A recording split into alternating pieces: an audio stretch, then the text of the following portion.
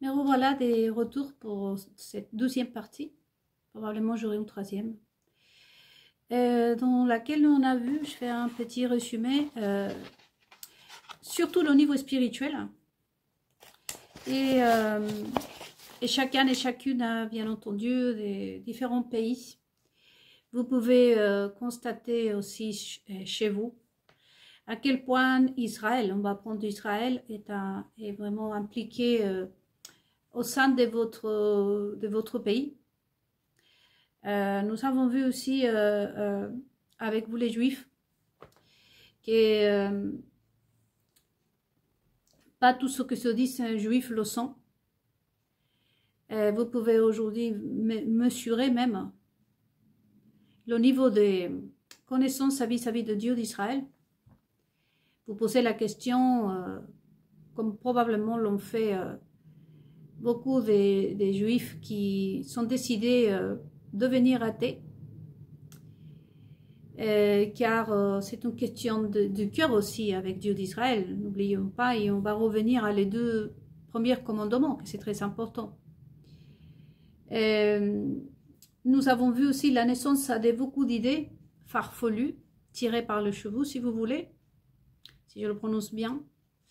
Essentiellement, les buts, hein, toujours, hein, tromper, mentir, cacher, et c'est ce qui nous apporte aujourd'hui tout ce qui est masque, intelligence artificielle, tout ce qui est la technologie d'ailleurs.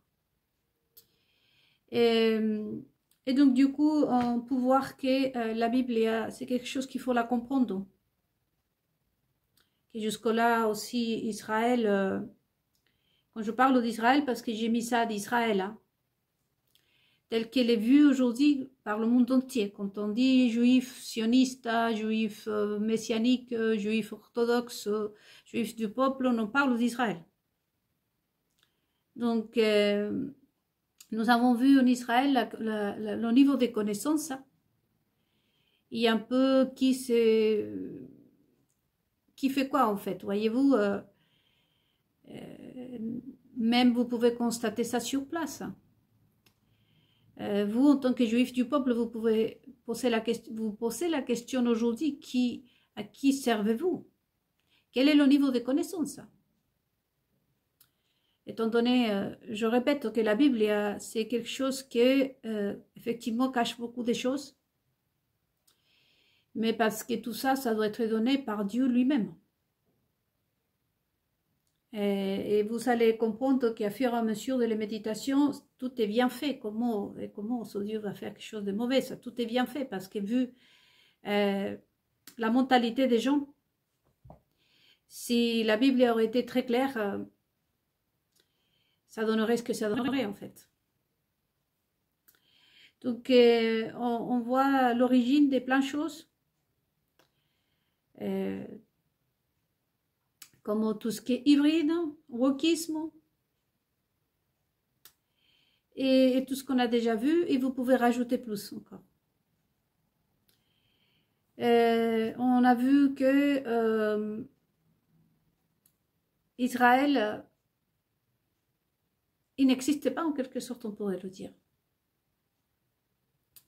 tel qu'il devrait exister.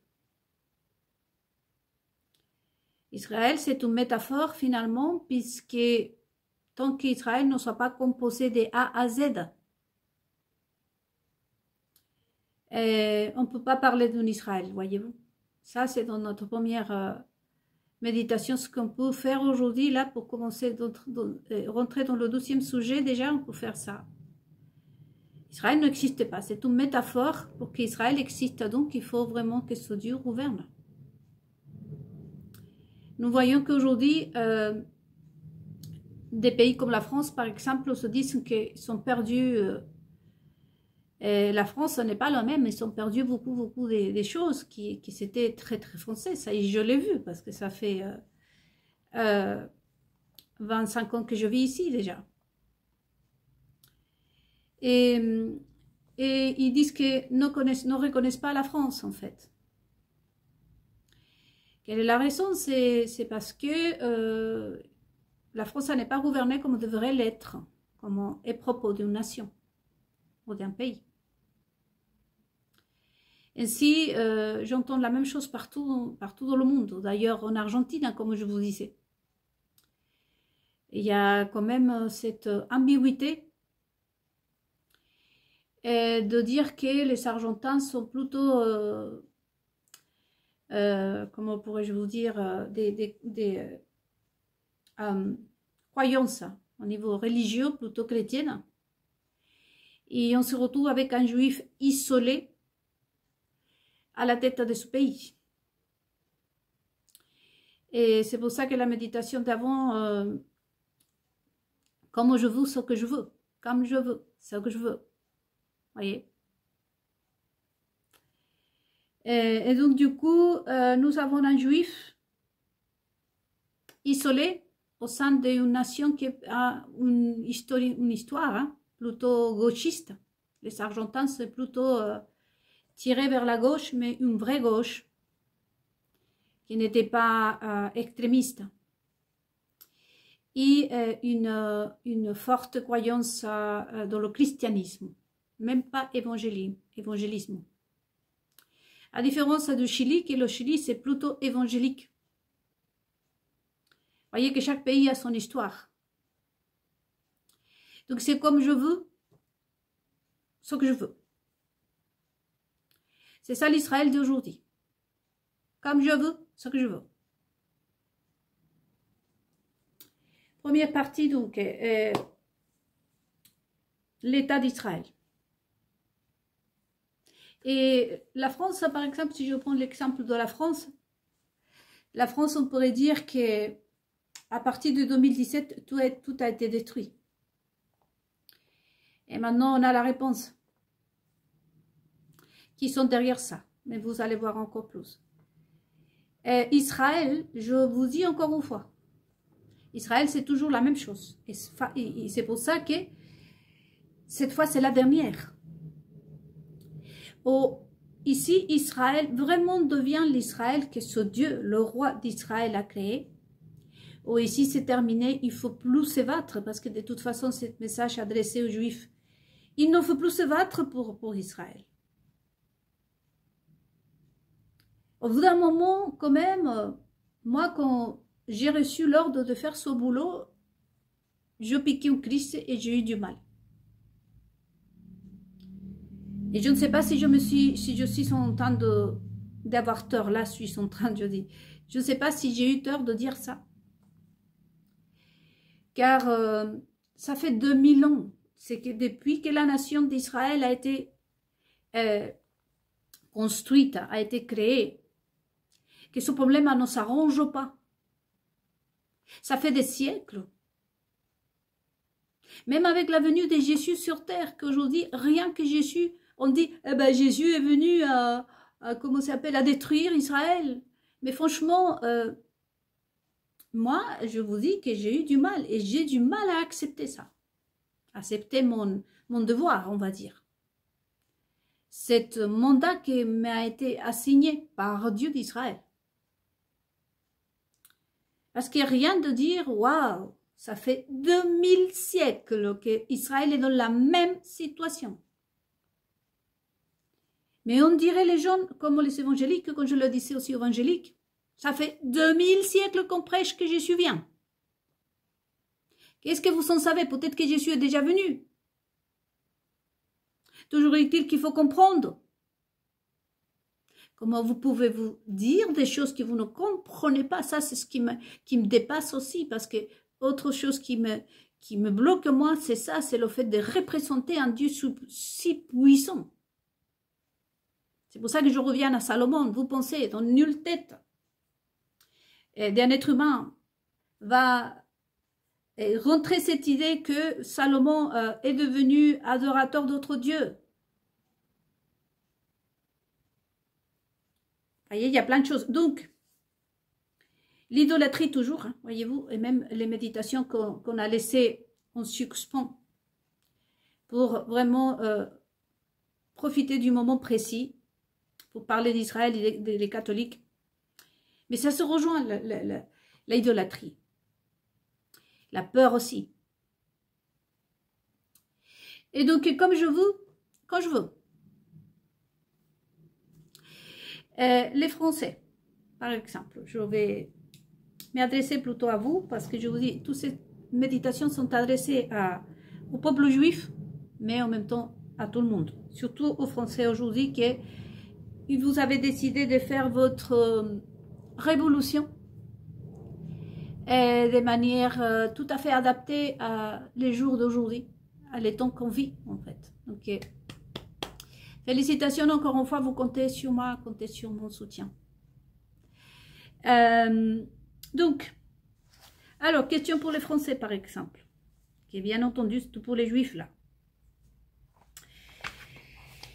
Alors, voilà, on a parlé des Jean-Baptiste, des gens, mais aussi des Jean-Baptiste, qui annonçaient que finalement ils allaient prendre le trône d'Israël pour s'asseoir carrément sur la tête du trône d'Israël. Et quand on dit s'asseoir sur le trône d'Israël, comprenez bien que c'est ce Dieu d'Israël, s'asseoir sur ses lois. C'est carrément s'asseoir sur moi là, par exemple. Si moi j'aurais créé les lois, imaginons, je me présente comme un être humain, non? Je fais la métaphore, imaginons que c'est moi le roi d'Israël et que moi j'ai créé ces lois-là. Et vous se sont assis sur ma tête. On m'a mis par terre et se sont assis sur ma tête. Voyez-vous, la kippa est très représentative du respect que nous devons avoir entre autres pour ce Dieu d'Israël. C'est qui commande ici d'abord? Sur ma tête. Vous voyez, c'est très significatif. Donc, question pour les Français. Quelle est la meilleure manière, et ça c'est même dans l'histoire de la France, quelle est la meilleure manière d'anéantir ton ennemi? Bah, c'est commencer à le détruire depuis l'intérieur. Israël, il est l'exemple. Comme je ne peux pas trop dire, comme je vous dis, qu'est-ce qui s'est passé? Je vais aller ponctuellement à l'histoire juste de Jésus-Christ un tout petit peu.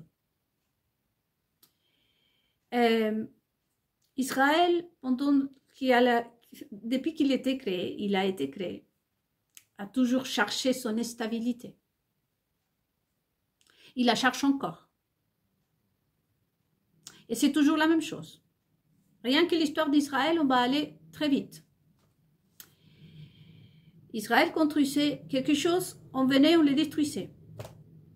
Voyez? Et ça, c'est passé pendant 2000 ans, 2000 siècles. Ça continue à passer. Parce que détruire, par exemple, un pays comme la France, c'est aussi détruire les Juifs du peuple. Vous allez voir que c'est très intéressant. Il y a une différence entre les Juifs du peuple et ceux qui gouvernent. Et donc, chaque fois, c'est la même histoire, se répète. Hein. Mais quelle est la meilleure manière? Rome s'est posé cette question. Rome, les Romains, à l'époque. Donc, Jésus-Christ arriva en Israël, ça passe tout ce qui s'est passé. Les écrivains, les pharisiens ne l'ont pas reconnu, le peuple a adhéré, on va dire. Et encore une fois, le peuple, vous voyez. Le peuple juif, il faut le préciser, parce que jusque-là, les chrétiens et le Vatican, le pape, si je le prononce bien, eh ben non, ce sont les juifs qui l'ont refusé. Non, ce sont les juifs qui ont commencé à y croire en Jésus en premier. Le peuple juif, les juifs du peuple. Vous voyez, c'est comme si Jésus-Christ venait ici en France, et vous voyez la famille Yarotil, par exemple, qui sont juifs, et tant d'autres juifs qui sont riches, et que c'est eux qui vont le refuser, mais le peuple des Juifs qui sont dans le peuple vont aimer. C'est ce qui s'est passé en Israël. Jésus est venu en Israël et le peuple qui suivait Jésus, c'était les Juifs du peuple. Donc il ne faut pas dire qu'Israël a refusé Jésus-Christ, pour commencer. Vous voyez, il y a plein d'incohérences, il y a plein de choses qui, même dans la logique, dans ce qui est dans la base, dans ce qui est le plus, comment pourrais-je dire, le plus facile, même dans les questions les plus faciles, on a semé de la confusion là-dedans. Imaginez-vous le reste. Si Dieu voudrait donner le reste à ces personnes. Si déjà je t'invite chez moi, par exemple, on a l'apéro, on a l'entrée, le plat, le fromage, le dessert, je pense que c'est ça en France. En France, déjà à l'apéro, à l'entrée, déjà je t'ouvre la porte, tu me fais un truc là, qu'est-ce que tu veux que je t'invite à l'apéro? Et encore moins à te dire, bah reste avec moi à déjeuner. C'est à peu près ça, si je pourrais faire un exemple. Si déjà vous ne comprenez même pas le basique, comment voulez-vous que ce Dieu vous révèle les choses les plus importantes? À méditer. Donc, Israël s'est refait, s'est refait pendant toute cette histoire jusqu'à l'arrivée de Jésus. Jésus, il faut connaître Jésus. Hein. Jésus a dit, bon, c'est bon là, en quelque sorte. C'est le premier à dire, c'est bon. Hein. C'est à peu près ce que je suis en train de vous dire, parce qu'en quelque sorte, c'est la même consigne des dieux d'Israël, parce que Jésus est commandé par Dieu d'Israël. Ce sont ses lois, Jésus l'a dit. Je ne suis pas venu ici hein, à imposer mes lois, justement, parce que il y avait ce groupe de pharisiens et des escrivains qui existent aujourd'hui encore, qui sont toujours là. Mais vous allez voir qu'il y a beaucoup d'autres choses qui sont prises en attendant, au passage. Et Jésus a dit non, vous êtes en train d'éloigner le peuple de Dieu, de mon Père, vers un autre chemin. Déjà l'idolâtrie. Et donc c'est pour ça qu'il n'est pas venu à casser les lois, sinon à les rétablir. En tant que juif, par exemple, vous, je vais faire juste un exemple. Je leur disais à des juifs qui m'entendent que la femme est toujours tenue par son mari, par son fils, par son grand frère, par son père, par son grand-père, et dans le dernier recours, pour ne pas finir à la rue, elle peut aussi aller dans son synagogue à demander l'aide d'un rabbin. Mais cette loi n'a pas changé. La femme est toujours en danger qu'on la tue, que son mari, c'est lui qui doit lui demander le divorce. La loi de Dieu au sein d'Israël n'a pas changé. Donc Jésus-Christ l'a dit.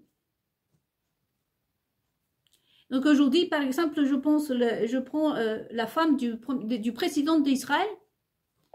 Elle est juive. Elle est tenue par son mari, par son père, par son grand frère, par ses enfants, s'ils ont des enfants. C'est eux qui décident le destin de cette femme. C'est eux qui représentent devant Dieu aussi. Ça n'a pas changé. C'est toujours l'homme qui demande le divorce, qui donne plutôt le divorce. Et ça, il faut comprendre pourquoi. Mais vous voyez que ça a évolué parce que le monde a évolué. Parce qu'en France, peut-être bien, d'où vient la mode d'ici de France, malheureusement, je n'ai pas dit que vous, le peuple français, c'est pour ça que nous sommes là, pour comprendre. Et bien parce qu'en France, on demande le divorce, les femmes, ils font n'importe quoi, bon. Mais toi, tu es juif, je viens de te le dire encore. Donc, on a vu dans nos premières parties aussi, autre point relevant, que le pire ennemi d'Israël, c'est qui? C'est ce Dieu d'Israël.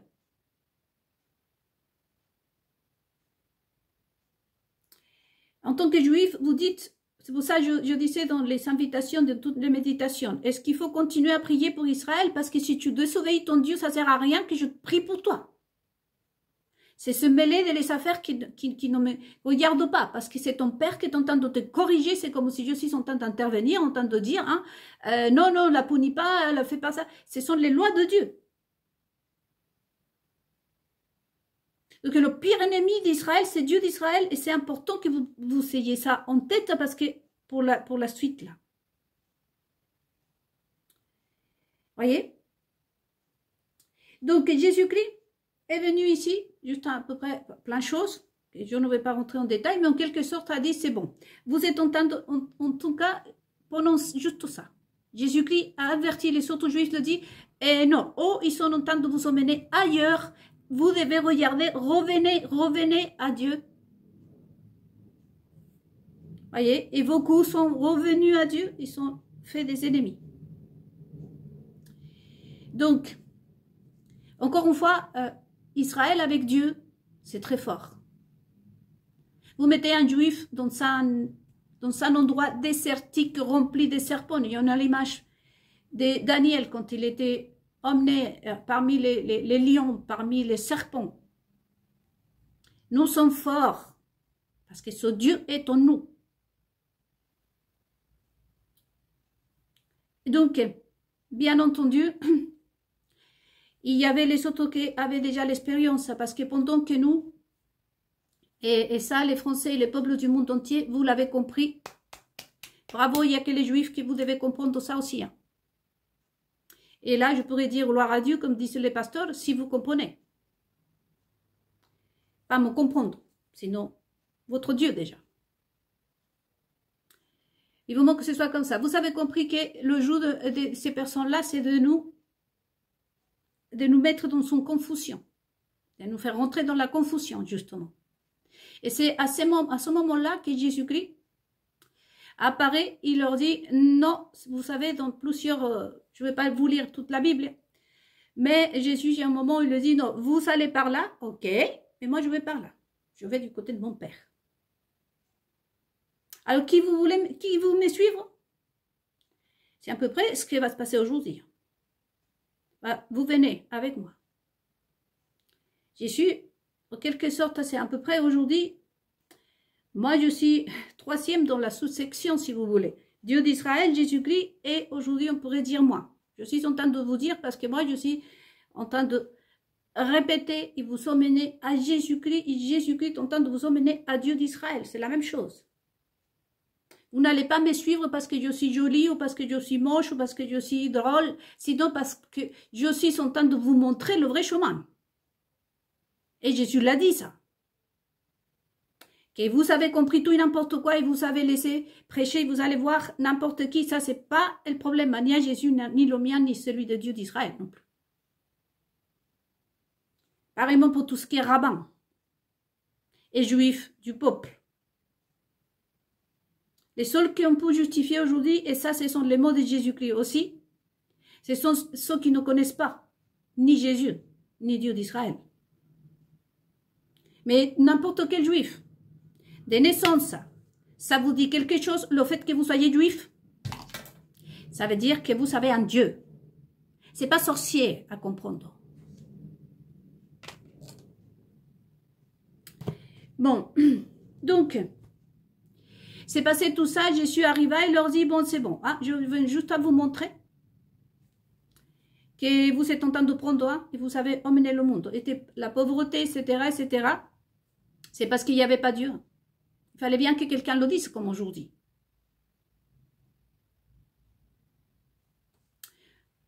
Pardon. Et donc, du coup, et ils ont vu que plus de 80% d'Israël. Là, ce qui sont prêchés les pasteurs, surtout, et dans le Vatican, à Rome, quand ils restaient du temps pour se plonger sur la Bible, on va dire. Ils ont dit que tous les Juifs sont tués Jésus même et que les Juifs refusaient Jésus. Je vais éclaircir ce point. Plus de 80% des Juifs sont revenus à Dieu d'Israël, au roi d'Israël, à travers de Jésus-Christ, qui a réellement persécuté Jésus. C'est pas Israël. C'est ce groupe-là que nous avons aujourd'hui. Vous allez voir que c'est pas du tout Israël. Je ne peux pas dire plus de détails.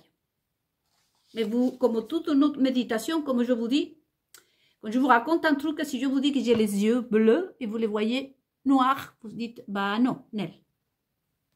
Quand je vous dis, il y a 120 chapitres dans l'Apocalypse, si vous voyez qu'il y a 23, je pense, vous allez dire, bah non. Donc vous allez faire vos recherches aussi. Plus de 80% d'Israël a accepté pas Jésus, parce qu'on le présente comme ça, mais je ne peux pas dire. Je vais prendre juste le mot comme ça. Parce que les pasteurs disent accepter Jésus-Christ. Il faut que ça accepte. Ce mot est très agressif. Vous êtes né juif, vous avez un Dieu. Il n'y a pas accepté. Mais on va le prendre comme ça. Plus de 80% sont suivis Jésus. Parce que comme tous juifs qu'aujourd'hui, vous pouvez m'entendre. Et Jésus le dit. Mes enfants entendent ma voix. Si je suis en train de vous raconter des salades, vous dites cette fois, on ne l'écoute plus.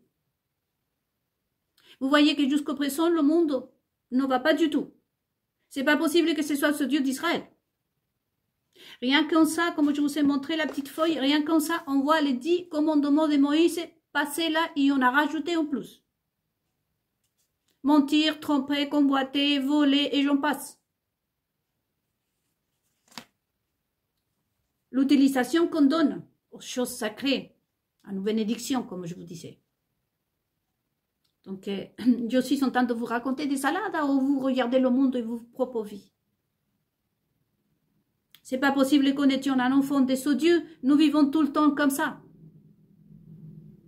Qu'Israël, que l'enfant de Dieu à qui? Parce que c'est ce Dieu d'Israël qui a créé cette terre. Donc en principe, c'est une terre à nous. Mais ici, nous ne pouvons pas vivre tranquille. Ni nous, ni les autres. Il y a quelque chose qui ne va pas ici. Même un aveugle pourrait le voir, comme disait Jésus. Donc, plus de 80% d'Israël a cru, il est revenu à son Dieu. Qui est le Dieu d'Israël? C'est le roi d'Israël. Le danger, c'est que le royaume des dieux d'Israël se reforme en Israël à cette époque. En ramenant la présence de Dieu d'Israël, les bénédictions matérielles et spirituelles surtout sont commencées à arriver aussi. Mais cette fois, les Romains, on était beaucoup plus malins, si on peut le dire comme ça, que le reste du passé. Parce que d'abord, Pilate, c'est quelqu'un qui a pris dit, bon, franchement, ici, j'ai eu que des idiots, pour pas dire le mot autre, avant moi. Là, souvenez-vous que Pilate arrive à des mauvaises humeurs, il n'était pas content de venir en Israël. Il a râlé devant tout le monde. Il s'est pris la tête avec Hérode. Il a dit, tu peux pas juger ça, vous me faites venir de là-bas, machin, truc. Je ne me déplace pas pour rien, l'a dit Pilate. Il a dit, vous, Israël, vous m'avez vraiment, comment pourrais-je l'expliquer, en termes d'homme, hein? Vous me l'avez bien touché. Hein. Là, c'est bon. Hein. Si vous n'êtes pas capable de juger une affaire interne, en vous disant les meilleurs scrivants de l'histoire, alors c'est Roma qui va prendre ça, c'est moi qui va prendre ça en charge. Mais en quelque sorte, on a tendu à notre piège à Israël. À partir de ce moment-là, Pilate, on va dire, prend la meilleure décision qui n'a jamais été prise jusqu'au présent, enfin jusqu'au là, à ce moment-là. Il a dit, bon d'accord, bon d'abord il pousse, attention à ce que je veux dire, il pousse le peuple juif à condamner Jésus-Christ, pour se laver les mains comme vous dites. C'est pas Pilate qui l'a poussé, mais on va le prendre de cette façon, selon l'histoire qui nous a été racontée. Mais qu'est-ce qu'il a fait par la suite? Parce qu'il s'est passé plein de choses. C'est que finalement, c'est eux qui ont pris le contrôle d'Israël jusqu'au présent. De là, on a le Talmud, la Kabbalah et j'en passe. Ils ont dit, bon, c'est bon. Israël ne va plus jamais être gouverné par son Dieu. Il n'aura jamais un juif croyant à 100% à la tête d'Israël parce que maintenant, c'est nous. Quel est le moyen donc pour les Français de s'approprier de les richesses et de détruire ton ennemi? C'est aller dans le cœur et prendre le pouvoir. C'est ce qu'aujourd'hui on voit qu'Israël encore, soi-disant c'est Israël qu'aujourd'hui vous les Français par exemple, si je m'adresse à vous, vous venez de comprendre que ce n'est pas la représentation du vrai Israël de la part de ce Dieu. Parce que la part de ce Dieu, si ce Dieu, l'Israël de ce Dieu viendrait en France, c'est pour vous ramener des richesses et pas pour vous piquer vos richesses. C'est logique. Dieu nous bénit pour donner aussi, pour partager nos bénédictions. C'est pas possible que cet Israël-là vienne vous voler vos richesses. Mais, donc, Rome a dit, c'est bon. Assez. De toute façon, Pilate s'est aperçu aussi qu'en attendant pendant ce pèlerinage, le peu de temps que Jésus a été sur terre, il y a eu des choses qui sont commencées à pousser l'économie, hein, plein de choses. Parce que quand la présence de Dieu vient sur nous, hein, on a des bénédictions de toutes parts. Et surtout, la première bénédiction, hein, c'est ça. Cette méditation, je vais l'appeler essayiste. Essayez. Parce que vous allez voir, c'est très important donc de méditer à ça. Au fait que plus de 80% des Juifs, ce sont les premiers à suivre Jésus-Christ. Ils se sont rebaptisés. Pourquoi, Nel? Ben, ça, je ne vais pas vous répondre. Et qu'est-ce que ça veut dire? Parce qu'on ne sait pas toujours pas comment s'appelle Jésus vraiment. Mais on va le laisser là. Donc, Rome prend le contrôle. Il dit assez. Et le problème en Israël, comme partout d'ailleurs,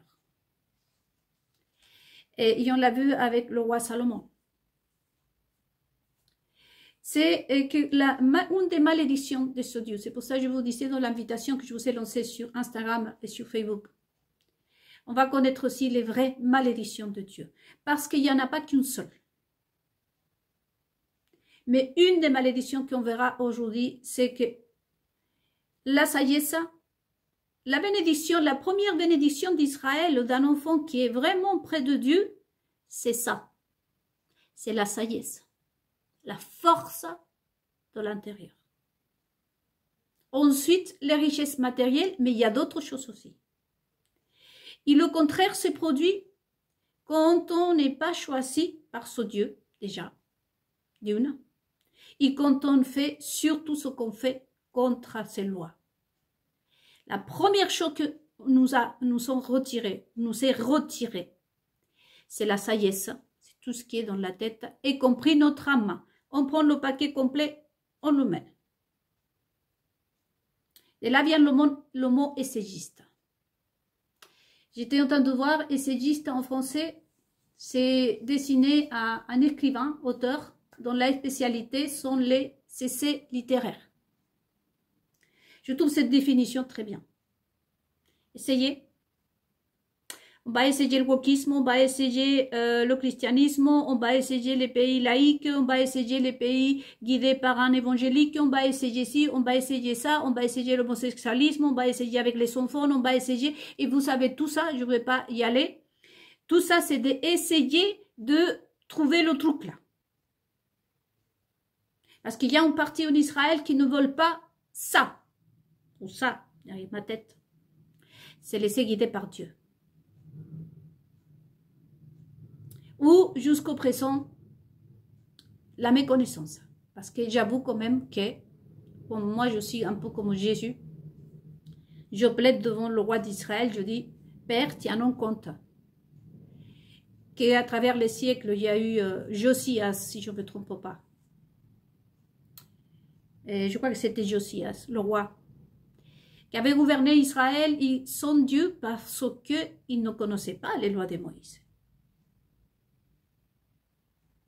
Mais la réponse des dieux d'Israël, toujours vers moi, me dit, ils me connaissent. Ils savent où me trouver. Dans les lois de Moïse, n'importe quel juif aujourd'hui, et le monde entier sait qu'existent les 10 lois de Moïse. À l'époque, Josias, si je ne me trompe pas, c'est lui qui avait découvert, regardez bien, il avait découvert les lois de Moïse. Mais Dieu avait déjà maudit Israël, il avait déjà scellé le sort d'Israël. Josias se présente devant le roi et lui dit, mais Seigneur, je n'ai pas vécu selon tes lois parce que je ne savais pas. Il a piqué une crise, il a dit, mais qui a caché ça, machin truc. Mais il n'a rien pu faire devant la décision du roi. Le roi lui dit, Josias, t'es bien gentil. Je le traduis avec mes mots, hein, mais tout ça c'est dans la Bible. T'es bien gentil, Josias, mais mais tu sais quoi? J'ai déjà donné sentence à Israël et toi, compris, tu vas mourir. Je vous laisse à méditer, surtout vous les Juifs. Ce roi est mort par la suite. Je vous laisse à méditer aujourd'hui, vous, que comme me dit le roi, chaque fois que je plaide votre cause, je plaide la cause du monde, donc il me regarde, il me dit, enfin, regarde dans le sens qu'il me dit, ils me connaissent, ils savent où me trouver. Dans les lois de Moïse, pour commencer. Quel est le sort aujourd'hui pour vous, selon vous, pour Israël?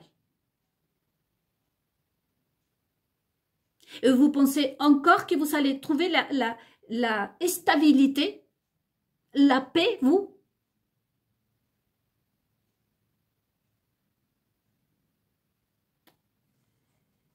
Je vous demande tout ce qui est juif, et surtout les évangéliques, les catholiques, mais je vous dis que ça, c'est adressé à Israël. Faites la comparaison entre Josias, qui avait gouverné parce que Josias ignorait qu'il existait de loi, et vous qui le savez coller devant votre porte. Josias n'a pas pu se sauver, ni sauver le peuple d'Israël, face à la sentence de ce Dieu. Donc, votre premier ennemi, c'est Dieu d'Israël. Dites-moi quand vous allez prier pour Israël. Vous êtes en train de lui dire à ce Dieu, t'es un méchant. Israël doit connaître son Dieu. Israël doit se refaire en tant que Dieu. Et Dieu doit gouverner en Israël. Je ne vais pas vous le redire. Hein. Donc, Israël revient, c'est comme à l'époque de Josias, voyez-vous, avec Jésus-Christ. Jésus-Christ, ce qu'il vient faire, c'est la même chose, c'est à dire non, non. Ici, il y a les lois de Moïse. Tenez. Il y a une similitude aussi entre Jésus-Christ et Moïse. Parce que c'est une renaissance pour le peuple d'Israël. Et cette fois, le monde entier a été convié à ce repas. Souvenez-vous que dans le désert si je le prononce bien, c'est Dieu qui nourrissait le peuple de Dieu quand ils sont sortis de l'Égypte. On va aborder dans notre méditation aussi l'Égypte. Il lui donnait de la nourriture spirituelle. Toujours les poissons, toujours le pain. Vous pouvez voir la même action. C'est reproduire avec Jésus-Christ qui a multiplié les pains et les poissons. C'est symbolique. C'est-à-dire qu'à nouveau, Jésus-Christ en quelque sorte est sorti la Torah, a dit non, non, non, vous allez par là, hein, c'est ceux qui veulent vous suivre, vous suivront, mais voici les lois de Moïse. C'est ça le chemin qu'on mène à Dieu.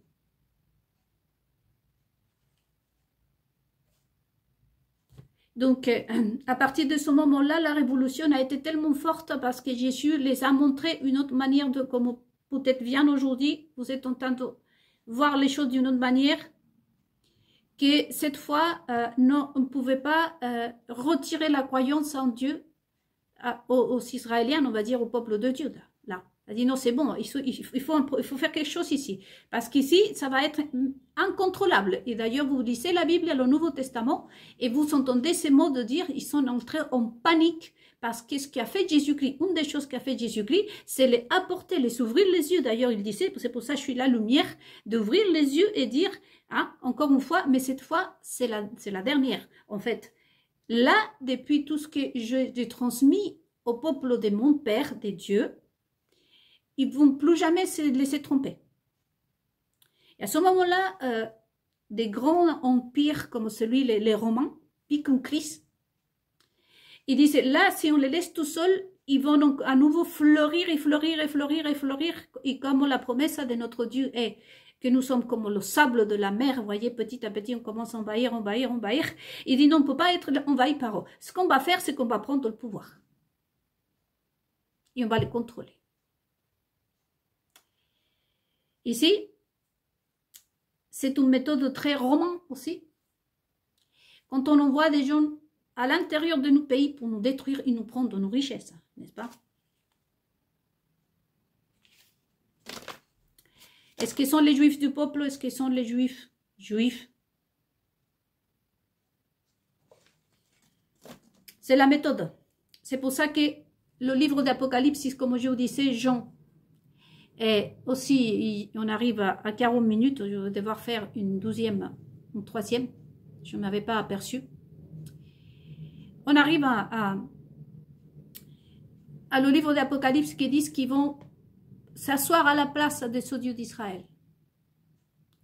En quelque sorte, tristement, je peux vous dire qu'en quelque sorte, ils ont réussi et à s'asseoir. Il a créé le Talmud, la Kabbalah et tant des autres choses. Il s'est caché, il y a un homme d'Israël, faire plein de choses dans le monde. Rome, hein, je pense que je le prononce même, Rome, hein. Le Vatican, les Romains sont pris le pouvoir en Israël par le passé. Bien entendu, en prenant un tout petit peu entre eux, comme on l'a dit Jésus-Christ, pour le faire passer pour un Israélien, parce qu'Israël, quand même, avec Jésus-Christ, a eu beaucoup d'influence dans le monde. Donc, et tout comment on prend ça, c'est pour ça que je tenais à vous le montrer, parce que ça, c'est exactement ce qui s'est passé en Israël, d'une autre forme, hein, bien entendu, qui se cache derrière toutes ces décisions en Israël.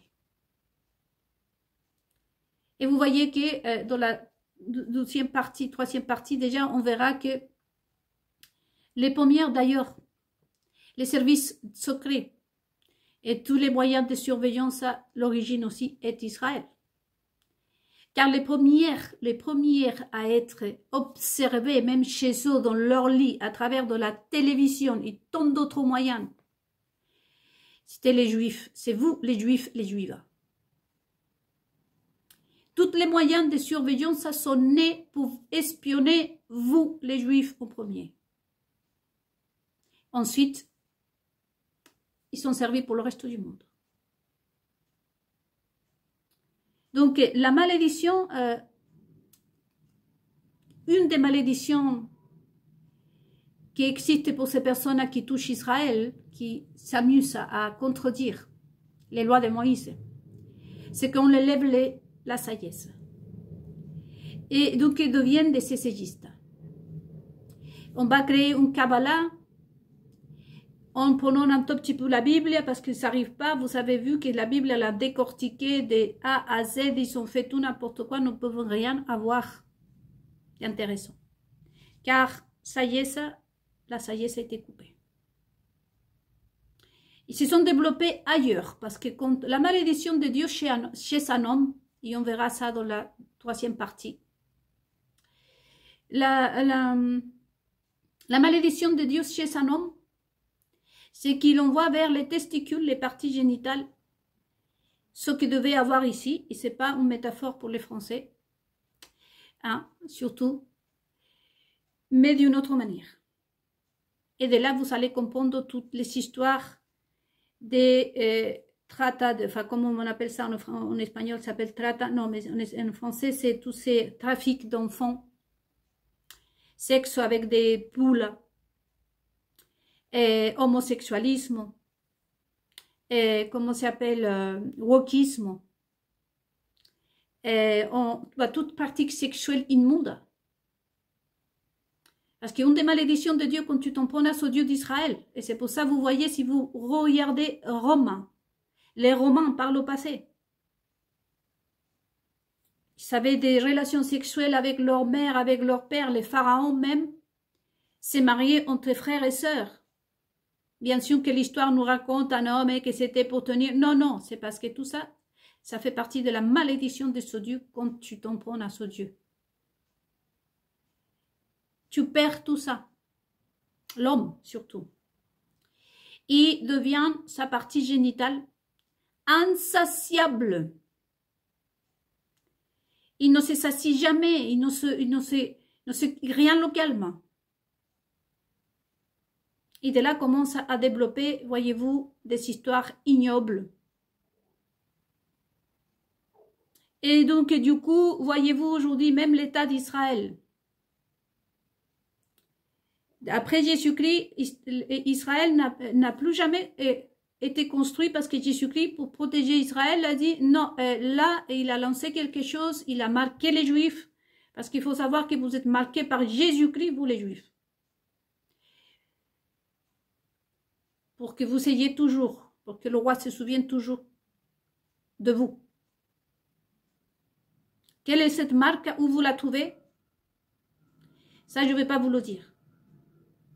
C'est pour lui qui a fait ça, Jésus? Non, c'est pour son Père. Parce que c'est la seule façon qu'il peut vous avoir, ce roi peut avoir encore son peuple, puisse avoir son peuple.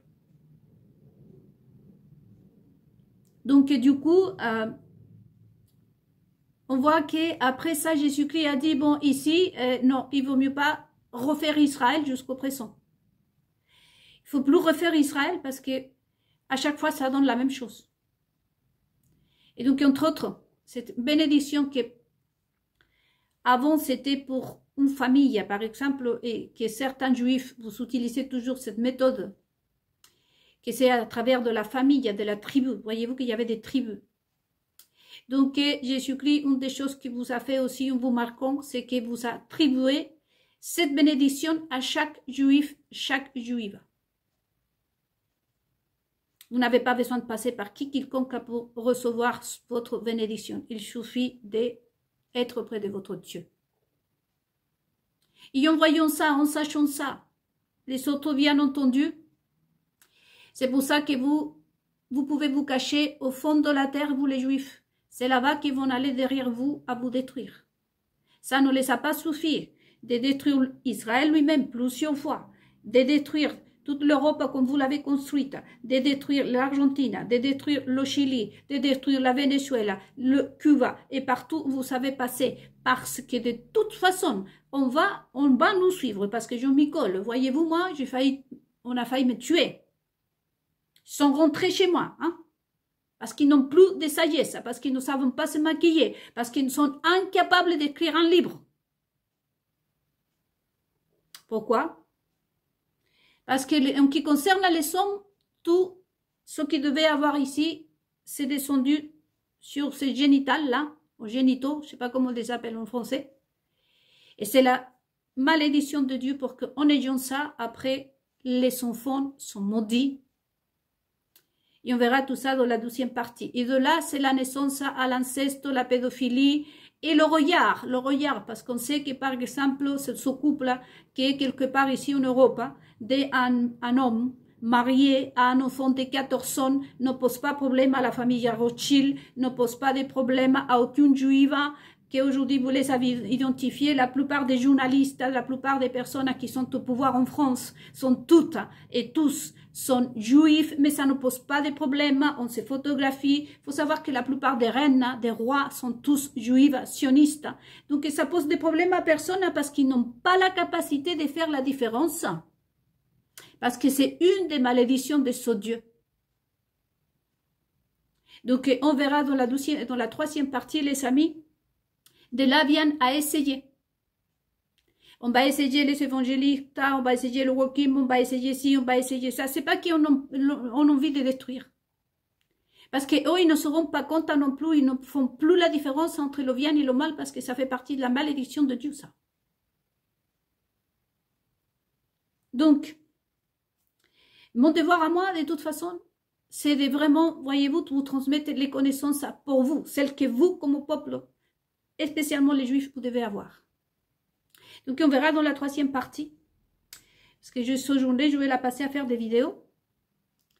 Et donc, on va résumer dans cette partie. La malédiction de Dieu. Ce qu'a fait Jésus-Christ. Jésus-Christ a composé Israël à nouveau. Il lui a donné des armes comme je suis en train de vous donner aujourd'hui à vous, les Juifs, et vous, le monde entier. Et avec ça, ça sera à jamais. Parce qu'une fois que les informations sont passées au peuple qui demande de voir, on peut me liquider moi, on peut me tuer moi, mais vous les avez déjà vous. Et c'est ce qui s'est passé avec Jésus-Christ. Donc le peuple tenait tête aux gens.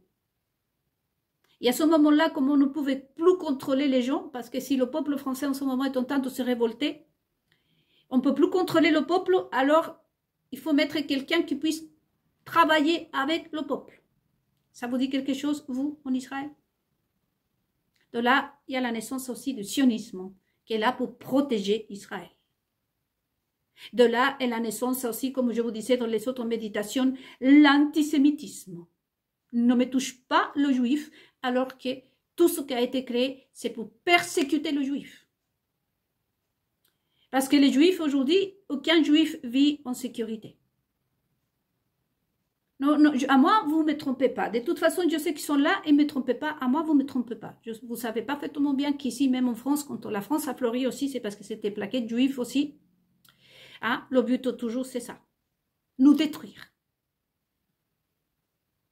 Donc, dans cette troisième partie, parce que je dois terminer, on verra jusqu'à où on mène les ségismes et comment sont arrivés à s'asseoir au pouvoir.